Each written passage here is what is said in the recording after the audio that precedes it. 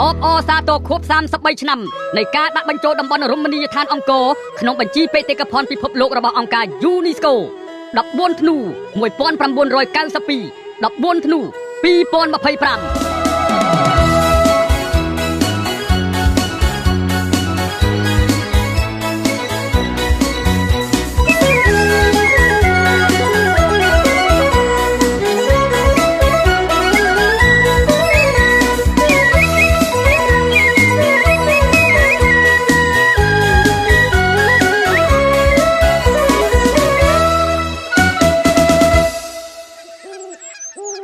កិច្ចការពារបេតិកភណ្ឌវប្បធម៌ជាភារកិច្ចរបស់កូនខ្មែរគ្រប់រូប